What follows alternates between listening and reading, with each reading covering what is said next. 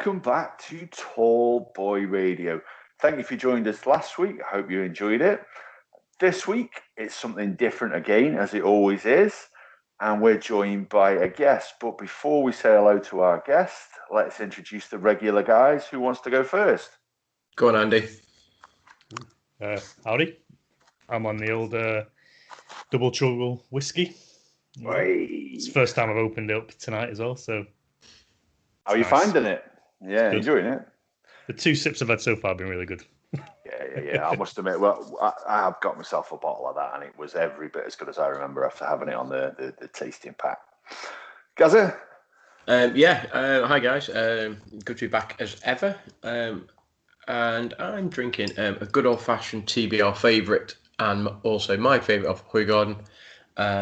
And just because I want to rock the TBR merch, I've got wearing TBR merch t-shirt, and also drinking out of a genuine TBR podcast glass. So looking forward to this. Hopefully should be good fun, and looking forward to reminiscing a bit.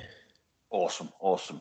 I am drinking a beer from, I think is it Congleton? It's a Beartown. Yeah, Imperial. Yeah, Beartown Imperial Creme Brulee. It's 9%, and I've got to be honest, I don't really like the taste of it. However, the aftertaste is really, really good. I've now my palate has adjusted to it. But just in case I fancy something a bit different, I've got the old TBR favourite. Is it Duvel? Is it Duval? I checked the website today. Apparently, it's Duville. That's what I say Duvel. You say Duval. That's right. Well, that's closer. I say Duval, which is how it's pronounced in America. Okay. They like to pronounce things the English language wrong. So it's not just the English language; it's Belgian as well. But yeah, apparently it means devil, so it's Duville. Anyway, let's introduce our guest, and that we've had him on before. We've had him on talking about role playing. We've had him talking about mediums. So this week, he's going to be talking about something different again. It's Sid. It's Gaz's younger brother. Hi, guys. Great to be back, invited back for my third time, I think it is. Looking forward to it. I'm just drinking the good old English tea. Indeed. So before we move on to the subject, I've just got a quick shout out to do, so it'll give you time to think if you guys have got any other shout outs. Dropped in the post today. I gave him a shout out the last time the issue was out. If it had come out last week, it probably would have been a bit better for us when we were covering off 80s music. But it is the latest Morrissey fanzine, Knockabout World, which is available to purchase. If you jump on the internet, go to Twitter at Knockabout. I think there might still be some copies left if you're really, really lucky. But this time it's even better than the last issue, because if you turn to page 11, you can see yours truly there, just sneaked in at the bottom on one of my pilgrimages to Salford's Lads Club. So yeah, that's awesome. And a free bookmark as well this time if you buy it. So I'd definitely get yourself along. Anybody else got any shout outs? Only really the usual suspects, all those people, and I've said it before, saying most podcasts, all those people that sort of retweet, help us sort of on social media and so on. Vron again for sort of feedback, particularly on the 80s sort of trilogy that we did. I think that was her era as well, so she loved that.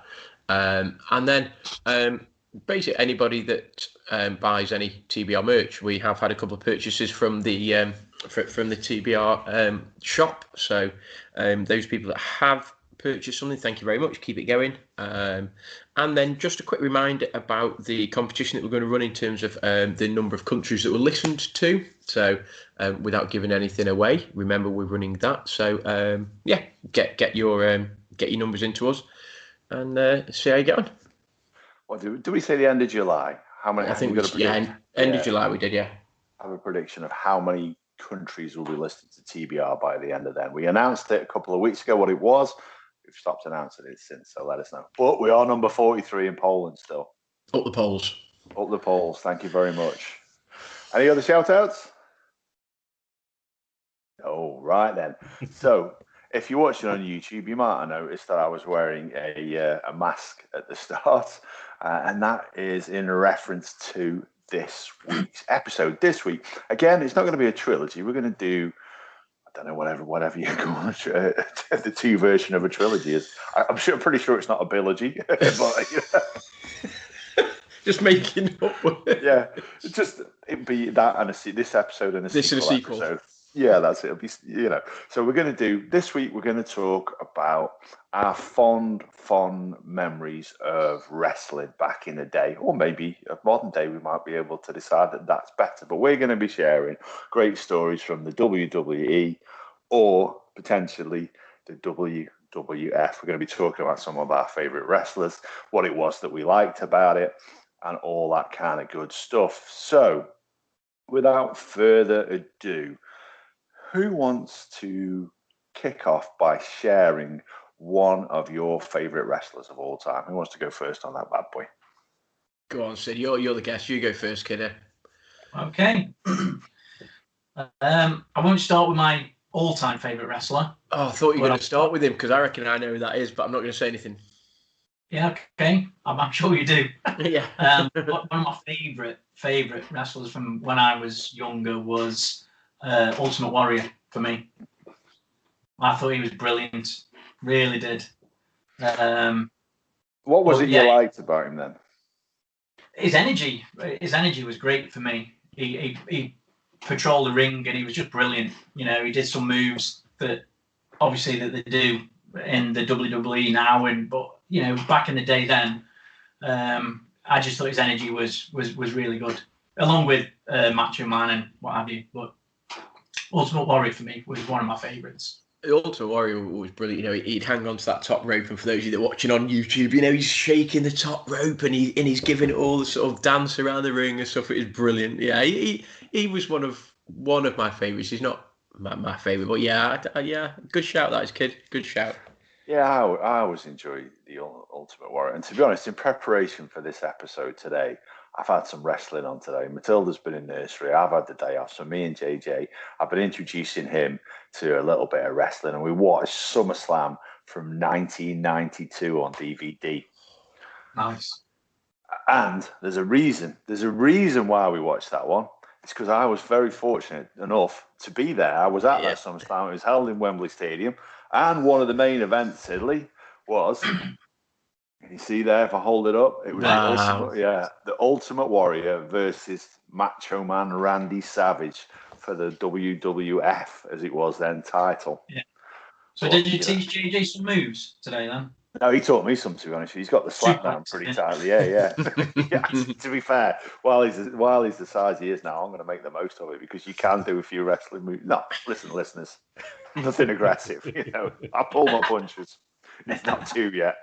But yeah, so we've watched some of that today, and I tell you what, it took me back. And you're right, it was the Ultimate Warrior's intensity. I was a big fan of the Ultimate Warrior too, but it was his intensity that I enjoyed. Running to the ring, like you say, Gas says, pumping his eye in there as he does with lifting the ropes around, and he did everything at full pelt. And there's one bit, and I actually remember him doing it live, where Macho Man Randy Savage, where he always used to go up to the top ropes and jump, and he'd do those high-risk maneuvers. At one point, he jumps off, and the Ultimate Warrior just stands there and catches him. And that is just a ridiculous feat of strength.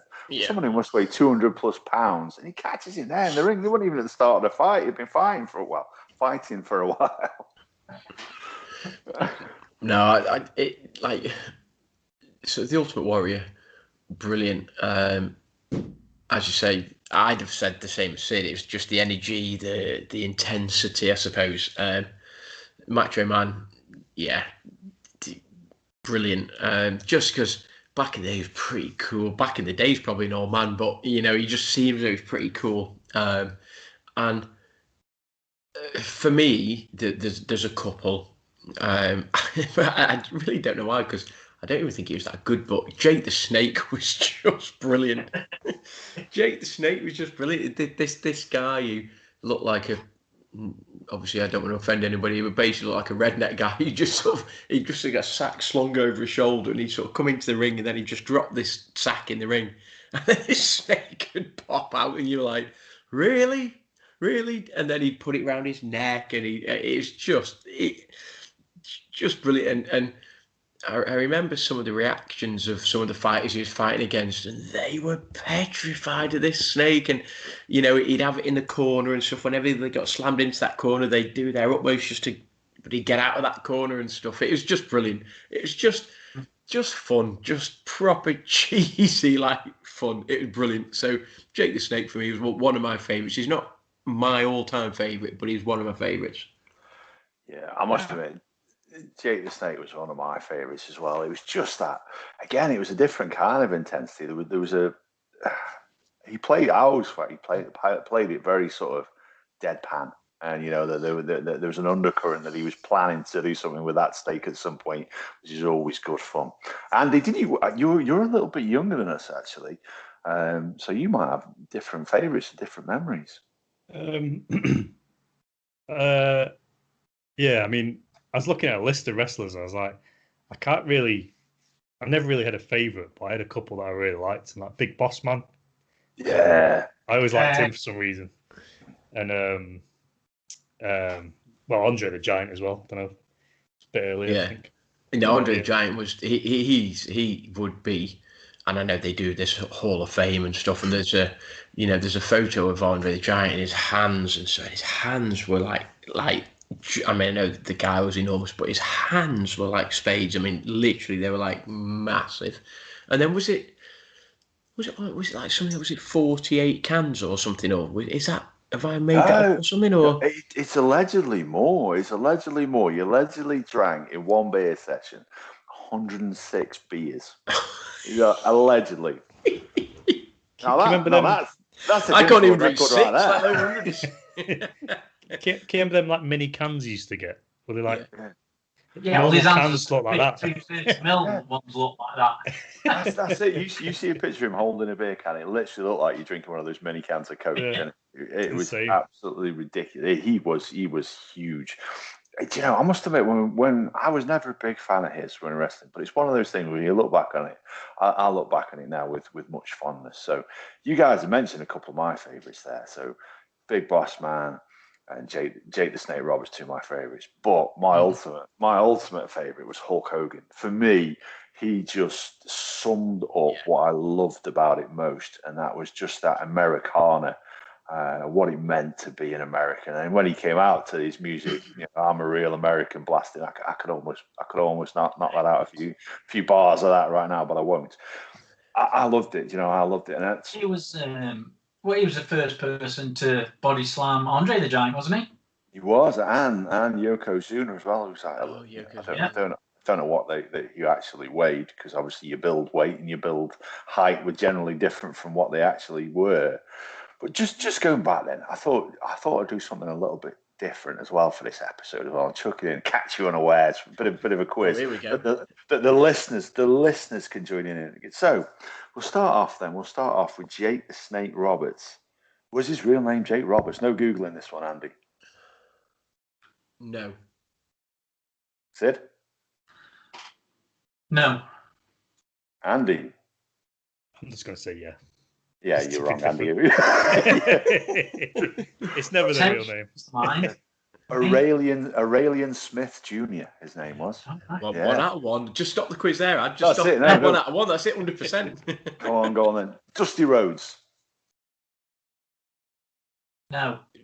No, because was I might be getting it. Was Dusty and Dustin? Are they the same? Were they the same? Father and son. Father and son. Right. Okay. Dusty. I'll say yes. No. Oh. Virgil Riley Runel Jr. I'm only going to do a few, but we'll go. Here we go. I'll give you a nice easy one then. Erwin R. Shyster. No. IRS. No, he wasn't. Lawrence Michael Rotunda. Ravishing Rick Rude. No. I think it was. Sid's right. His real name was Richard Irwin Rude. What a great name. It wasn't spelled the same. He's Rude was spelled R-O-O-D, but what a great name. Is he the guy that just was he the one that was it Macho Man and Miss Elizabeth? Is he the guy that did he pull his pants down? Did he have a face of her on his I think there's something. Yeah. I don't know, is it his own face or his face of Miss Elizabeth or something on basically on his backside or something. Macho Man went like off. I think he did it. It might have been the front end of that pair of pants, if I remember correctly. Oh, was it? Oh, okay. Could have been. Right, okay. Go on, Jimmy Superfly Snuka. Oh, no, he was mint. He was ace. Loved him. He could fly. He could fly. Jimmy Snooker. I don't know on that one. No, I can't.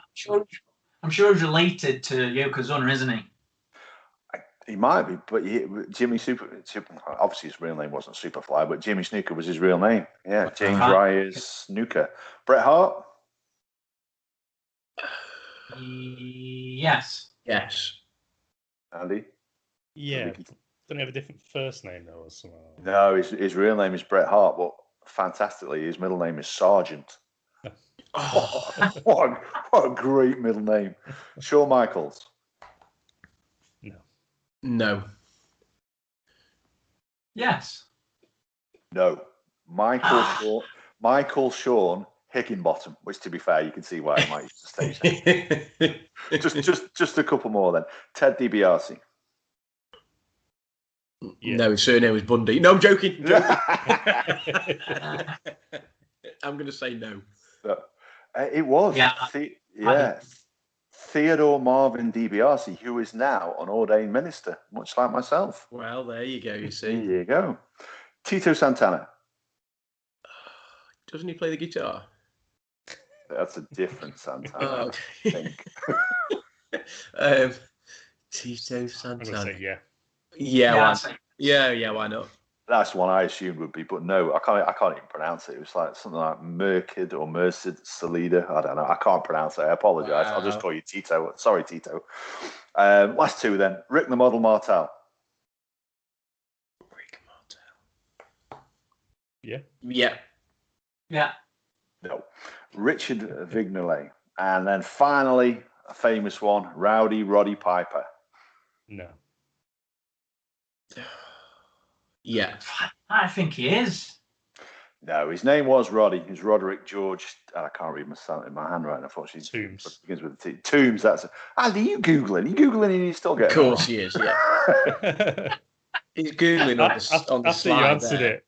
After you answered it, I went on his name. But, Okay. Cheers for that one, dude. Well, I've got another quiz for you a little bit later. So what was it then? What was it that made it so enjoyable then back in the day? Because isn't it, do any of you guys, actually, first of all, do any of you guys watch wrestling now? No. I watched the occasional one, but Yeah, it's nowhere near. Yeah. It's too cheesy now. I'm with Andy on that, yeah. So why was it so much better before then? Oh, because we're younger. I was going to say because I was probably 18 as opposed to 47 or whatever. Also, I think probably, around late 80s or mid 80s, early 90s, it probably really took off, didn't it? I think. I mean, I don't know what it was like in the 70s, obviously, but with television and everything, I'm assuming it massively took off. A lot of money was pumped into it. Props, things like that. So I think in the 70s, it literally, you would have wrestling in the different states. So the different areas. So Oklahoma would have their own, New York would have their own, Louisiana would have their own. And then a certain individual came along and formed the WWE. The McMahon family, obviously, and Vince McMahon took over, and it was him who took over the New York wrestling area, I think, and his dad was running it. He came and took over and united everybody, brought Andre the Giant, brought Hulk Hogan in, and it was these stars that made it what it is. So we got in quite early doors, I guess. But I think when I remember watching it, maybe it was probably from WrestleMania 4 or 5 onwards. Yeah, I'm trying to think. So I'm 47, so I was born in 73. So probably. So by 1989, 1990, so I'm 17. So maybe about then, I don't know. And I suppose, and for me though, and it'll always be the WWF as opposed to WWE, and I know that's doing disservice to World Wildlife Fund and all of that, and there's a big court battle about changing the name and all that, and I get that. But for me, it was always a WWF, and the memories it brings back for me, and this is going to sound pretty cheesy is memories of like ad and just like talking about it, and not necessarily specific WrestleManias or Royal Rumbles or anything like that, but just having a real good laugh about it and talking about it. So it proper brings back memories for me, just with mates. I suppose John and Adam's sort of younger brother, middle brother. It's just good times. So bring back a bit of youth. So nothing necessarily specific, although I have got one or two specific memories. When we used to go to the Leisure Centre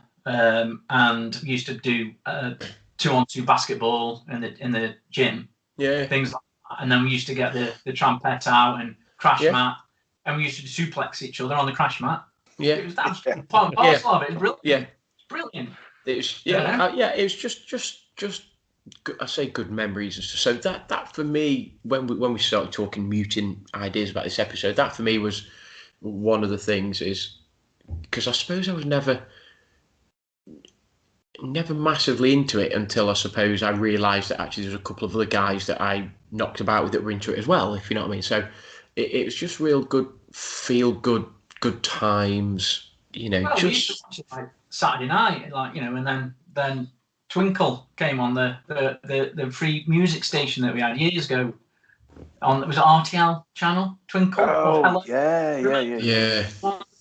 Be kind of not a lot on, so to speak, run around and really. Well, I suppose the other thing for me is that growing up, and I know it was on sort of TV and stuff, but it was really before, and I'm a massive sports fan really, but it was before the explosion of football and the Premier League and all of that. So it's one of like the premier, I suppose, sporting events, and maybe in another episode we might start talking about it went pay-per-view and stuff. But I think it was one of those things that actually, if I was in and it was on, I would watch it. Do you know what I mean? Whereas perhaps now I'll be like, yeah, okay, I'll give that a miss, I'll watch something else. But back in the day, it's like, no, if that's on and I'm in, I'm watching it 100%. And just remember thinking, who are these characters? Yeah, great. You know, who are they? The larger than life guys that, you know, they can attract this 20, 30, 40, 50,000 seater stadium, and in the big events, your WrestleManias and your Royal Rumbles and your Summer Slams and stuff, you know, they're selling out like 100,000 seater stadiums and stuff. And I just thought, in the day, how cool would it be to be those guys? Do you know what I mean? Yeah, absolutely. And when you say selling out these, it's just obviously marketing and all the promotion, all the merchandise that they sold was just, you know, made it increase and boom even higher, really. Because you're right, and it was very cleverly marketed. There was always some rivalry going on. There was somebody had upset somebody, or somebody had given a cheeky wink to sensational Queen Cherie or whoever it was, and upset Shawn Michaels or whoever she was with that week. And it was very obviously done. It was the storylines were basic, the characters were basic. Like you say, characters like the Big Boss Man, like Crush, and people like that. They were a real sort of simple idea behind it. But I think that's what you bought into, didn't you? You know, maybe obviously, you know, we were a bit more simple back then in terms of what we wanted on TV. But there was always, as you said, a good guy and a bad guy. Like Jake the Snake Roberts would never be a good guy. He would always be cast as the villain. And then you'd get somebody like Macho Man or Ultimate Warrior or Hulk Hogan that they were always like the good guys, and they would have roles to play. And again, maybe in another episode you talk about, you know, is it sport, is it entertainment? And they slightly rebranded it later on, didn't they? But back in the day, it was all branded and marketed as being real, and these guys were going at it and stuff. And I remember thinking, are they athletes or are they entertainers? And actually, when you break it down, you think some of the things that they were doing and some of the moves that they were doing, some will look pretty cheesy, and you're like walking along the top rope. Well, basically, the guy that's he's just holding him up, sort of thing. But you know, some of the moves they were doing, Jimmy Snooker off the top rope, and all these things they did, and you thought, you know what, these guys must train. You know, they train and they practice, and so I suppose they were athletes back in the day. But you answered the question. Sorry, ask me the question. Who was your favourite wrestler? But before I go on to that, can I just ask a question? Who was your favourite tag team? Not two individuals that put together, but back in the day, there was specific tag teamers, wasn't there? Legion the of Doom. You know what? I knew you were going to say that, Andy, because Legion of Doom was on my list. Legion of Doom for me, they were awesome. Yeah. Legion of Doom. Bushwhackers, dude. Bushwhackers were Natural disasters. Yeah. Natural disasters, yeah. The typhoon and earthquake. Typhoon and earthquake, yeah. I'm trying to think. Who was it? Was it Bret Hart and Shawn Michaels? Were they a pair? No. It was Jimmy Anvil. It was Bret Hart. Was it Jimmy Knight? Jimmy the Anvil Neidhart, and they were there. But Shawn Michaels he was with Marty Jannetty, and they were the Rockers. Remember the Rockers? Yeah, that's it. Yeah. Oh yeah. Wow. Brutus Beefcake, wasn't it? Hey. Brutus the Beefcake, wasn't it? Brutus the Barber Beefcake. He was the guy with the scissors, wasn't he? He was the guy, cut the hair. Cut people's hair off and stuff. Yeah. I always remember Shawn Michaels doing his kick, kicking him through a glass window. Yeah. Wow. I don't know why. You see, for me, one of my favourites, and is slightly later than the classic WWF, which is what we're talking about in terms of Macho Man and Ultimate Warrior and Hulk Hogan and stuff. But one of my favourites was Stone Cold. I love that guy. That guy was proper mint, and he just catch the beer and he got sort of thing, and he guzzling this beer. You're just like, go on, Steve, go on. He's a legend. He is. I mean, he is a legend now, though. He's done a few TV shows since, which I've watched. Have you watched? Is it Broken Skull Challenge? That's brilliant. That is mint. That is mint. He also did another one. He did a reality TV show called Redneck Island, where basically you just got a whole bunch of rednecks together on an island. I think he did it like for 2 series. And it was quite. To be fair, I watched both of them. They are quite entertaining. There's one guy on there who got a bit full of himself, and like Stone Cold, obviously being Stone Cold, was like, if you don't watch your attitude, you'll be going out of here in a pine box. And it's sorry, Stone Cold. He's a genius, absolute genius. You see, he was one of my favourites and stuff. But again, in a slightly different era. I suppose he was in the era of The Rock and John Cena, and was it maybe people like that, which was just getting towards the end of maybe where I sort of finished watching it as such, so lost track of who's who and this, that, and the other. But Stone Cold for me was brilliant, just brilliant. Loved the guy. Yeah, those are the ones, and I sort of felt like I said when we all started watching it, they had the great characters, and then they were replaced. You had new characters brought in, like you say, The Rock, Stone Cold, again, entertaining characters you loved watching.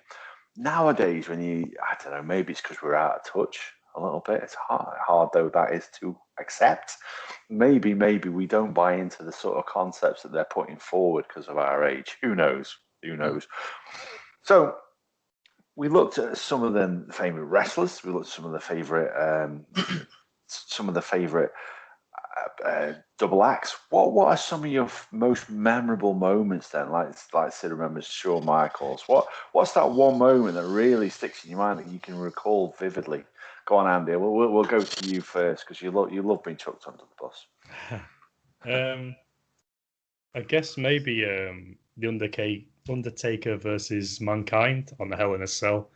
And I think Undertaker threw Mankind down just to do like a slam or something like that. And he went straight through the cage, like into the ring. And it's like however high, like 20 feet up or something. That always stands out. And the Undertaker just stood over it. And I think I watched the Stone Cold Sessions, which is a Stone Cold podcast. We should get him on. Definitely. He did an interview with him. And he said like the Undertaker stood there going, yeah, I didn't know if he was dead or not. Just like threw him through the ring. I was like, oh my God. But that always stands out because it's like, I just remember like, obviously watching on TV, the crowd going silent. It's like, and then like all cheers came and stuff. But yeah, Mankind was just his body, like how he survived. I don't know. But I've seen a few shows where they've talked about that event, and literally everybody describes sort of seeing him hit the deck and thinking, that's it. It's game over. Yeah. But you know, he got up and fought another day. What about yourself then? What Sid? What's your most memorable moment then?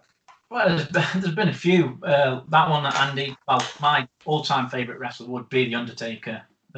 So, every time he's in a casket and they just hackers on my neck, his ring entrance, the pyrotechnics, everything. It was just brilliant.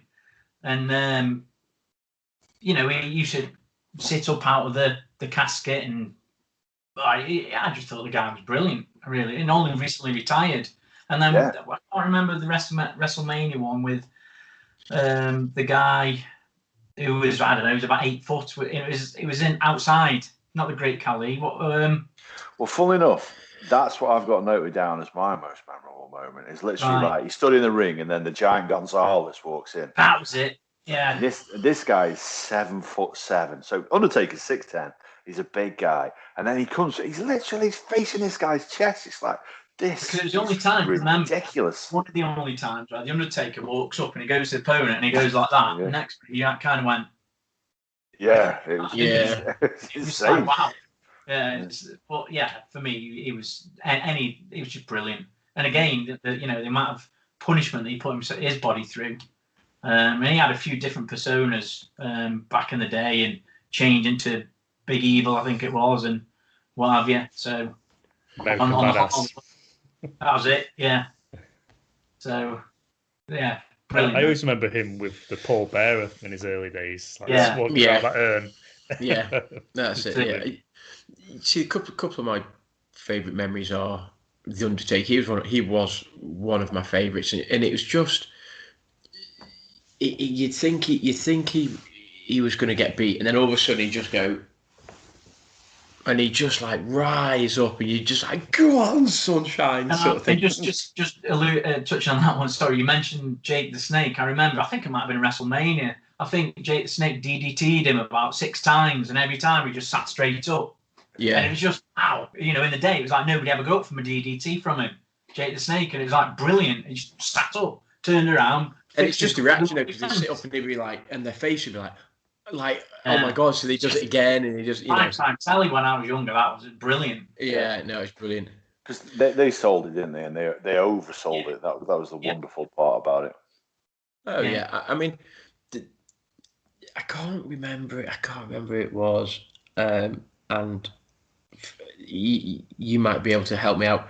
It was a Royal Rumble match. And they built this guy up, and I can't for life remember who it was. And he basically comes tanking it down like the ramp, and is it Royal Rumble? They had a wrestler every 30 seconds, whatever, maybe. And he comes running down. He slides into the ring, and then he just gets picked up and thrown out the other side.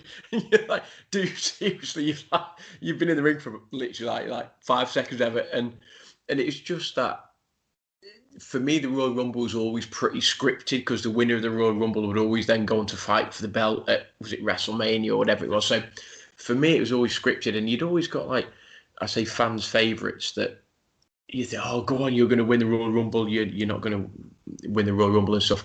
But it's just, and you sort of end up like chuckling to yourself that literally they'd come in and they slide into the ring, and then they'd end up sort of being chucked out. But and it happened a bit more often, but one memory was Shawn Michaels, and he was in the Royal Rumble, and I can't remember who it was. He threw me over the top ring and over the top rope, and the rules back in the day was if you're over the top rope and your feet hit the floor, you're out. If you went through the ropes and you hit the floor, you're okay, you could get back in and so on. And he got thrown out over the top of the ring, and he basically, and it's one of the first times I remember seeing it, and as he got thrown out, he basically hung himself onto the rope, and his feet must have been about so hot from sort of touching the floor. And then what he did is he almost pulled himself up and did almost like a backflip into the ring. And you were like for me, that was like, wow. And I know they do it now all the time, but back in the day, that was one of the first times I'd seen it. And I was like, that's mint, because everyone thought he was going to be out, and basically his feet didn't touch the floor. So he sort of flipped himself back over, and then everyone was like looking around going like, oh my God. And then he went on a bit of a rampage, and I think he won that year sort of thing. But yeah, that was mint. That was. It was. I do remember that happening, but again, like yourself, I can't remember who it was who did it. No, So no. might say again, I know I said earlier that my most memorable one is that time Giant Gonzalez walked into the ring, 7'7", and it was just, I think he was a Mexican basketball player, but yeah, absolutely ridiculous. So that leads me on neatly onto my second game, and that's the build heights game. So I'm going to start off with a wrestler, and you can tell me whether the other guy is taller or shorter. And we're using build heights, not the actual heights, okay? So we'll start off with Andy's favourite, the Big Boss Man. And the second one, Brutus the Barber Beefcake, who we've already had mentioned tonight. And play along at home if you're listening to. Who was taller? Brutus, are you saying shorter? Brutus was shorter. Yeah, Big Boss Man was tall. Big Boss Man was tall. He was 6'7". Brutus the Barber Beefcake, 6'3". Right, next. Who's taller? So we're starting out with Brutus, the Honky Tonk Man. Taller or shorter? Taller. Yeah, taller. Yeah.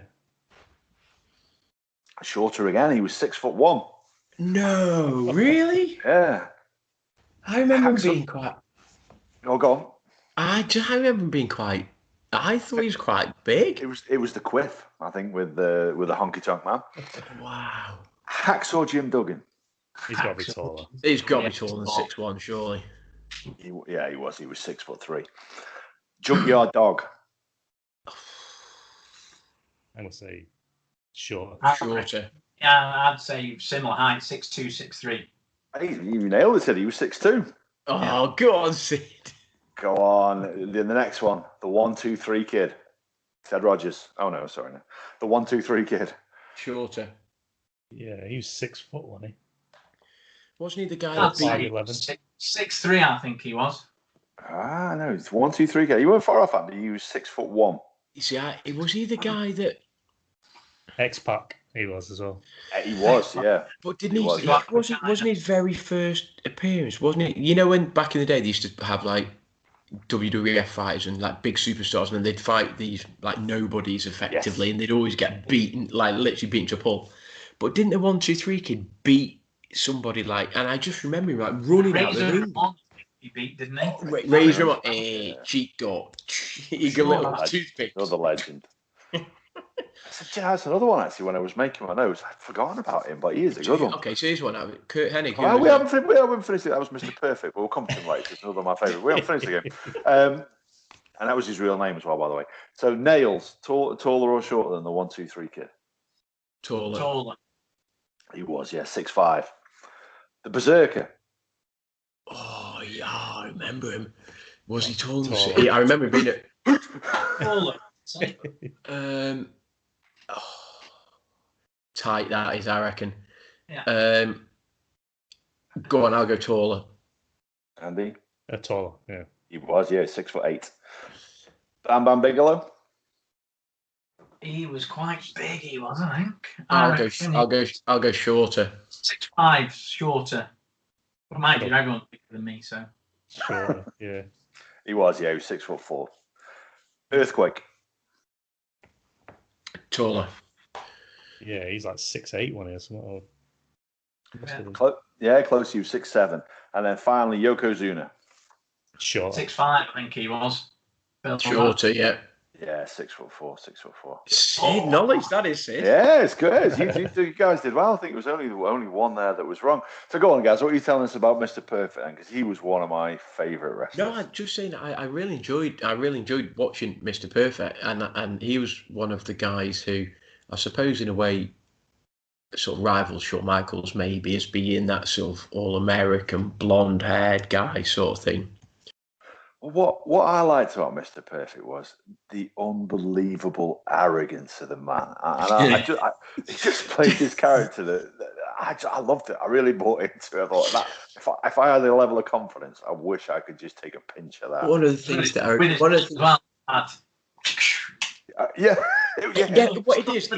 it is, he'd hold a pen and then he'd go, if I had a pen, I could do it because for years I practiced it. And he'd flick it up like that and it'd go whoop whoop, and then he'd catch it every time. And then he'd point, and then he'd basically point and he'd go, Oh God, you didn't get that on camera, but he'd flick it and then he'd go, and it points it for saying. It's brilliant. It's brilliant. Yeah, again, so yeah, Kurt Hennig, that was his real name, Curtis Michael Hennig, and he was from Minnesota. And how tall was he then? Going while we're playing the build height game. 6'1". Andy? 6'3". Andy nails it. And Andy takes the prize. I just went for the middle. Yeah, you're Googling you know 6'3" is not in between 6'1" and 6'2", yeah? Oh, I think it said 6'5".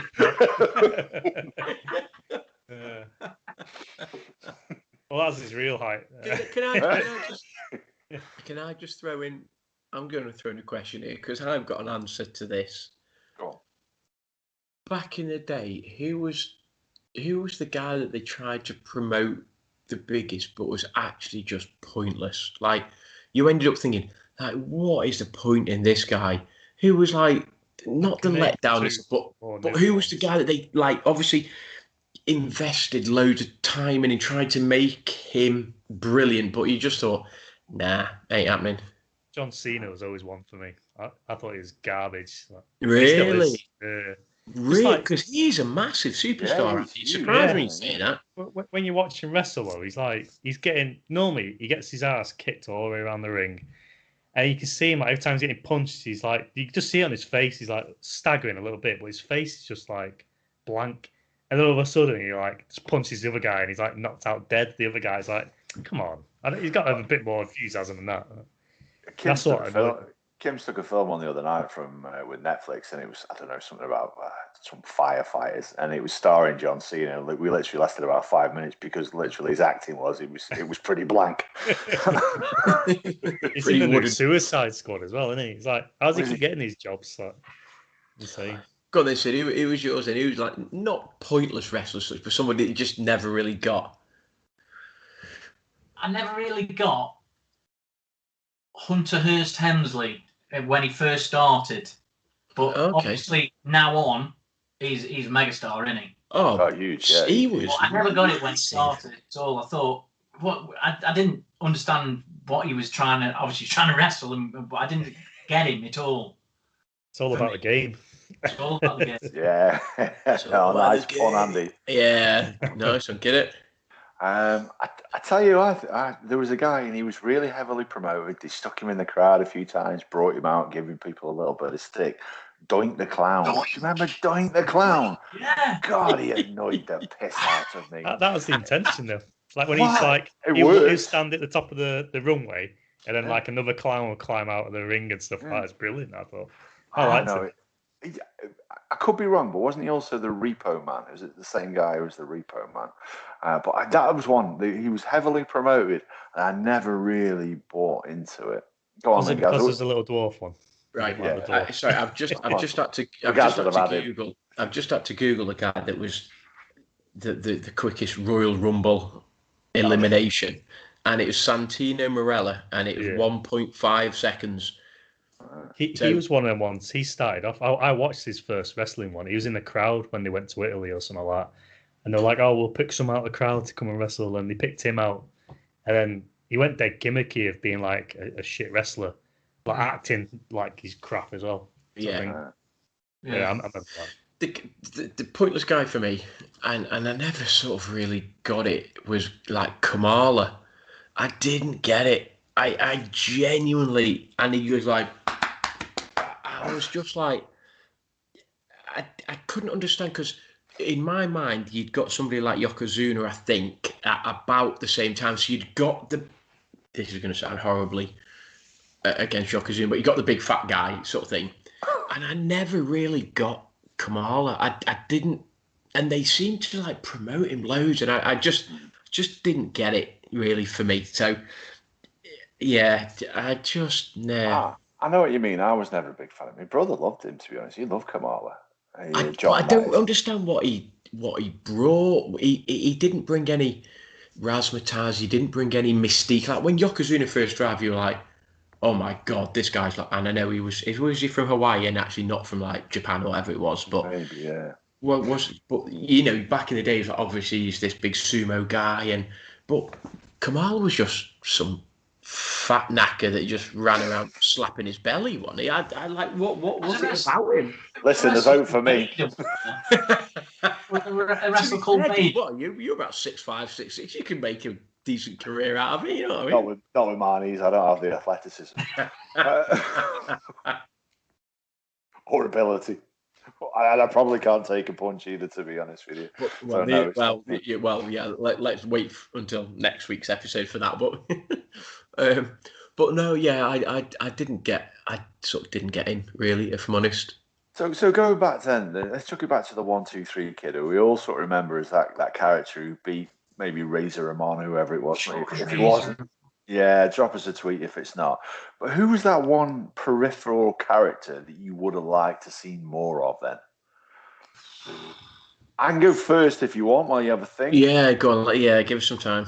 There was one guy I loved, and I thought he was great. And literally, you hardly ever saw him. He'd win the occasional fight. Barry Horowitz. Do you remember him? Oh. Is he the guy that did this? Yeah, patting himself on the back. And he come on in like this leather vest with a handprint on the back. Because that's where he just come on. And when he'd done something good, just pat himself on the back. And literally, it's the dumbest gimmick ever.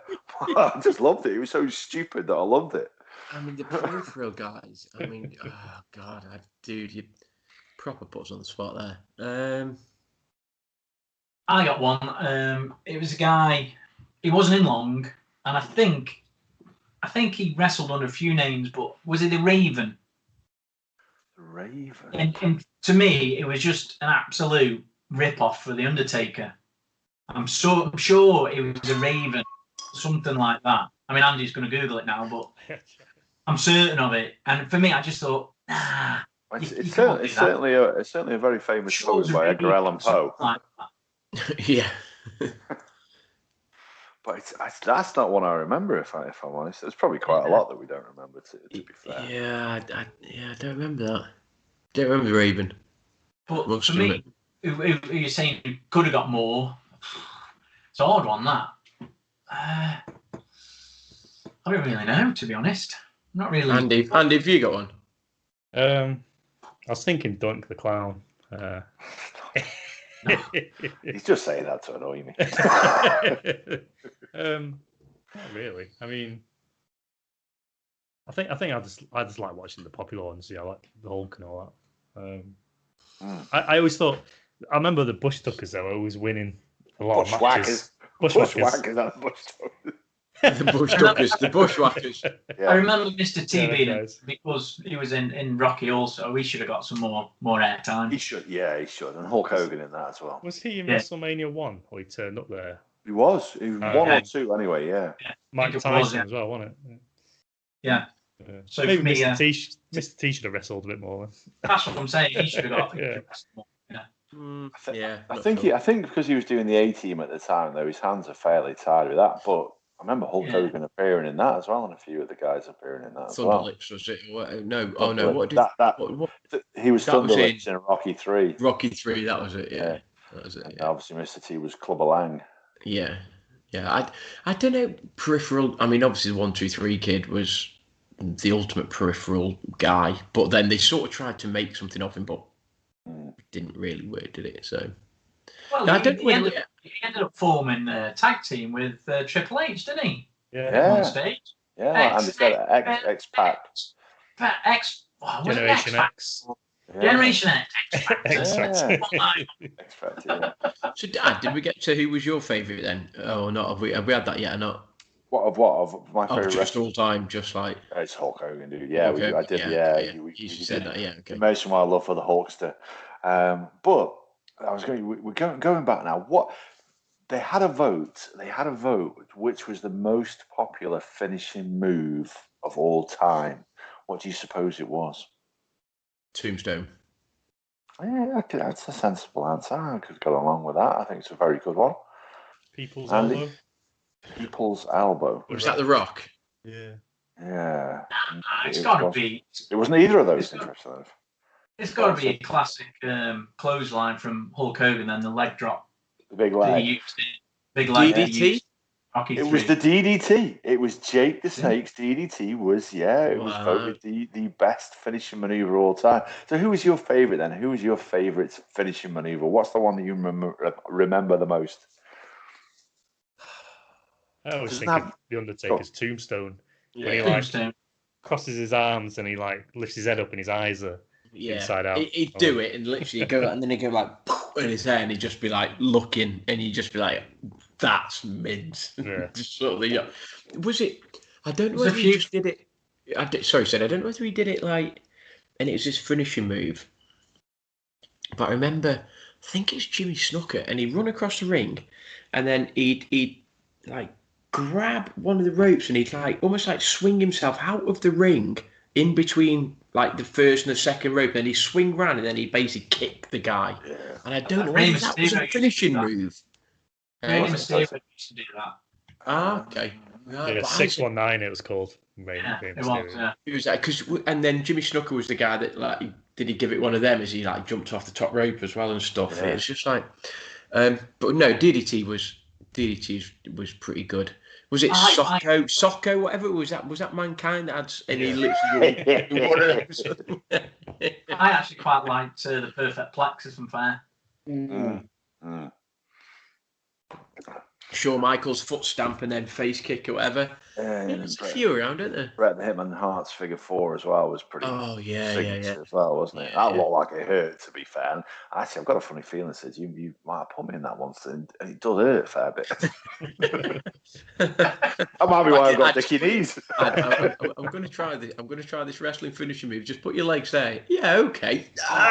I can remember when we lived in Leicester Close, when Spongo was a young lad and Sid, and we were talking about wrestling, and Sid saying, "Go and run at me and I'll catch you," and literally Spongo launched himself, and Sid literally just grabs him by the waist, and if he hadn't, he was going clean through that window, which I have to say was closed. But that might not be the Shawn Michaels you're remembering, chucking someone through a window. It might have been replicated right there. It was a pinch away from being replicated. It was crazy. And then I also remember in this same Leicester close, I was turning around and saying to John, John saying to me, "Kick me as hard as you can in the shin." Remember, shin. Yeah. Like tight boxes, and we're both rolling on the floor in agony. Yeah, I do remember that. Yeah. Yeah, I remember that actually. Yeah, I do remember that. I do remember that. Yeah. I tell you one manoeuvre I remember. It wasn't necessarily a manoeuvre or a move, but it was certainly very memorable. And it was a certain nature boy, Ric Flair, who would take an absolute tonking, then walk out the corner like there was nothing wrong with it, and then bang, face down on the ground like his foot. I used to love that because it wasn't believable in any way, but my God, it was entertaining. It was the way that, and it's funny because we're talking about Ric Flair, and I just remember there's a couple of gifs out there, and he must have got busted up in one of his fights, and he had a big red streak up his hair, and he just woo sort of thing, and he got a massive big red streak. But it was ace because he used to get battered in the corner of the ring, and then he'd take 5 steps into the middle, and he'd just go. Just straight over it, and he just that guy's brilliant. It was absolutely brilliant. The other one I liked, I must say again, was from The Undertaker. Obviously, the tombstone was great, but just before the tombstone, they used to go into the corner and used to give it the old boxing 1, 2, 3, 4, and then the crowd go boom like that, and used to do the uppercut. Oh, yeah. That was always just before the tombstone, so always remember that one. Yeah. I was going to say the Stone Cold one, the Stone Cold Stunner, yeah. And he used to do it to everyone, didn't he? And he did it to Shane McMahon once, and he nearly flew out the ring. It was like a puppet or something. It's so funny. Yeah, no, it was, yeah. So we alluded to it a little bit earlier. So next week we're going to talk about the dark side of it. But this isn't the dark side of it, but certainly it wasn't real. There's that wonderful video of that guy. It's still real to me, damn it, when he was talking to the wrestlers. But we knew it wasn't real back in the day, didn't we? Like I said, they were athletes though, and it was entertainment more than a sport. But it did feel like a sport, didn't it? Yeah, definitely. It did. And ultimately, I say what's the sports stuff, what is entertainment, and there were stories about. I remember back in the day, and it might have been like I don't know, like Shawn Michaels or Undertaker, whoever it was, like one of the really big names, and basically there was him and it might have been Owen Hart or whoever, or Bret Hart, and they were basically sitting opposite each other at a table, and they were saying, well, I'll do this and then you do this and then I'll do this, and effectively they were sort of scripting out the fight. And I remember the sort of fume when this got out that actually they were scripting it to that extent. And it was a bit like back in the day, it was like, well, we knew it was scripted as such, but we didn't really know it was that scripted. Do you know what I mean? And I remember the fume, and so maybe we explore that a little bit next week. I don't know.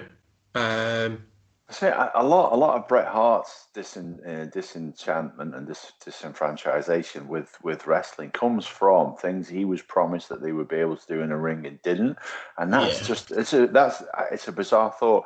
I don't see that as the dark side of it, because that's just what it was. That was the underbelly of it that you didn't get to see, that it was scripted out. And these guys still had to go out into the ring, and if it says you're going to take a knee to the throat, then guess what? You're going to take. Sure, they pulled it. Some of those things you couldn't pull when you're thrown on the ground. Yeah, or you got to.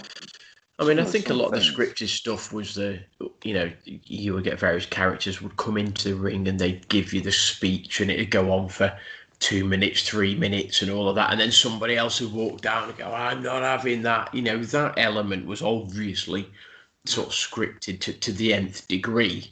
But you have to think that at some point in the ring, there'd be an element of not quite fly by the seat of your pants, but an element of ad-libbing as such, in terms of, well, we know we have to get this in and we know we have to get this in and we know who's going to win. I don't know. But in between those things, just go for your life. And if I end up putting you in a particular hold, then you're reacting this way, or, so maybe it wasn't quite as scripted as move 1 is going to be this, move 2 is going to be this, move 3 is going to be this. It was maybe we both enter. At some point, this has to happen, and then at the end of the fight, I win. What happens in between, I don't know. For me, the biggest tragedy that was scripted was Brock Lesnar beating Undertaker as one and only loss in WrestleMania. That was it. He should have retired. Was it Undertaker the only undefeated guy at WrestleMania or whatever? And they kept that going on for years, and he'd basically fight. And this is something else we might talk about next week. But and he got beaten by Brock Lesnar. It's like, oh, come on. There's two things about that. There's two things about that. One was the Undertaker's philosophy is that when you go to retire, you hand over the reins, you take a loss. So he had to lose to someone. Okay. And it was Vince McMahon's idea, apparently, to choose Brock, because he was like, he was the champion anyway, and he was the face of it or whatever at the time. But I think even Brock Lesnar turned around and said, no, I don't want it to be me. Do it next year or year after. Yeah. But they didn't know whether the Undertaker could do it, because he was only wrestling like once a year the last couple of years, I think. Well, I was going to say, literally be like once a year, twice a year, one of them being WrestleMania, and he was never defeated at WrestleMania for 25 years or whatever, was he? So, I love Brock Lesnar as well, but mainly for UFC. Okay, so he obviously was a decent crossover athlete, and he has proven that he can effectively hack it in terms of UFC and actual combat as such. But we did actually have a bit of beef with Mark Calloway at a UFC match. Now, whether or not that was promotion for WWE as a comeback, who knows? All right. So this isn't the question I jotted down, but let's just check this one out. Last one then. Who do you think was the best crossover guy then? Then they had the best big name that you've had coming out of the world, rather go into the world of wrestling from the outside world. What's the one big name? Because there's been a few. I think the guy that's made I was going to say The Rock, because he's like post wrestling. He started in wrestling, though. Yeah, maybe. He started as a wrestler and went. Maybe, yeah. I thought that was going to be your question. So who started in wrestling and then has become the biggest? Oh no, that's the opposite way around. Yeah, the other way around. Who was big and then went just on the Rock, and then went into wrestling. Just on the Rock. He's part of a big family called the Anoa or Noe, and Yokozuna's in that, and Roman Reigns, the Uso brothers. Right. There's just like 20 of them or something. All wrestlers. There you go. I did not know that. So who? Oh, I don't know. Who's the biggest guy that went into the wrestling then? Well, no, not necessarily the biggest cameo. I mean, you think about the likes of Rob Gronkowski. He made an appearance, didn't he? Shoulder charges. The biggest one I can think of is Donald Trump. Tyson. Donald Trump. Donald Trump's been body slammed by somebody, hasn't he? Yeah. Wayne Rooney. Yeah. Wayne Rooney. Wayne Rooney with Wade Barrett, albeit that was WWE about 5 years ago, maybe a bit more. I don't know, Mr. T. Yeah, probably. So we're at the hour. Just to jump in there. Actually, no, I'll give you that one, dude. Who's that? You've nailed it. Ronda Rousey. Actually, yeah. She went in there. She cleaned up, and then she left. She's done okay for herself. God bless her. And either Gaz is doing an impression of Bob Backlund or he's frozen. Bob Backlund with his chicken wing. Yeah, I tell you what. If you are not watching on YouTube, get on YouTube now because it's a belter of a Bob Backlund impression he's doing. All right, guys, you can stop now. Yeah, that's it. That's enough. Right. Anyway, we bring it to a conclusion again with Gaz frozen. This isn't the first time this has happened, certainly. So, who wants to say goodbye on Gary's behalf? Well, I'll do it. Go on, dude. Cheers, and we'll see you next week. Thanks to everyone. That's it. Sid will be back next week. Andy? Yeah, it was a good one. Be interested to see what next week one brings. See you then.